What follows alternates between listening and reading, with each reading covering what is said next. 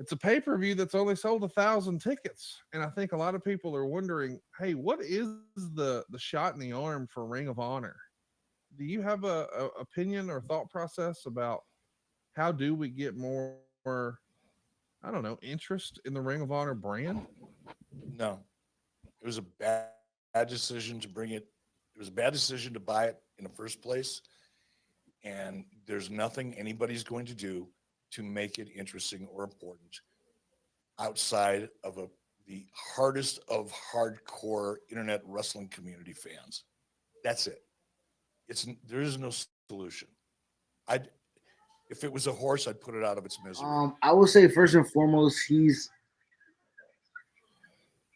a tad bit off base coming from a person who supported TNA Impact when they was completely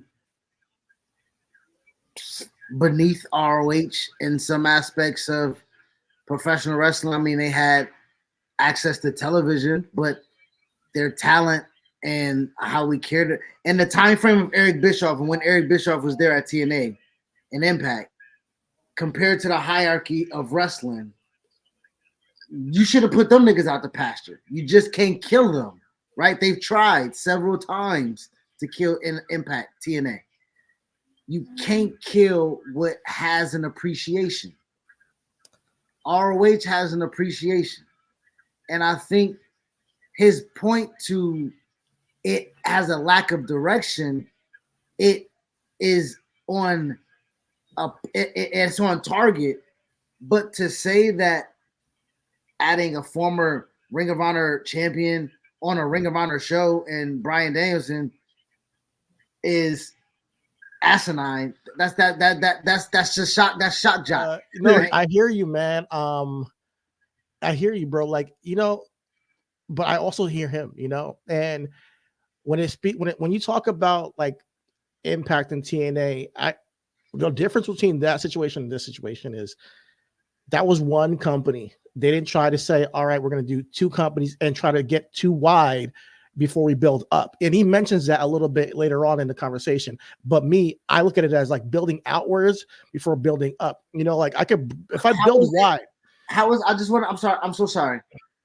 Who's doing what? Because AEW is already built upwards. No. I think that AEW has not been able to build up.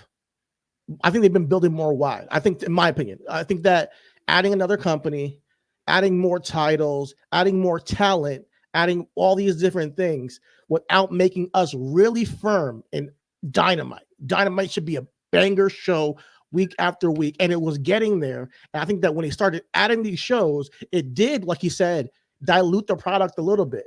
And I understand. At what shows? I'm just asking. I think that Rampage. All right, fine. You want to add another show? Boom. But then adding ROH to the company after that, boom. Adding Collision after that, boom. I'm like, all right, guys, let's chill a little bit. And he talks a little bit more in that clip about having ROH titles and NGPW titles defended on your television show. It dilutes all the champions. And I mentioned that when I talked about the Continental Championship with you. I was like, dude, it really does. It just really makes it so that the championships don't really mean as much as it can be when you have so many goddamn championships. And then they're debuting another women's championship. Like, what is the deal with AEW having to create a new championship every couple of months? And I'm like, guys, get over the champions you have now. Get over the angles you have now.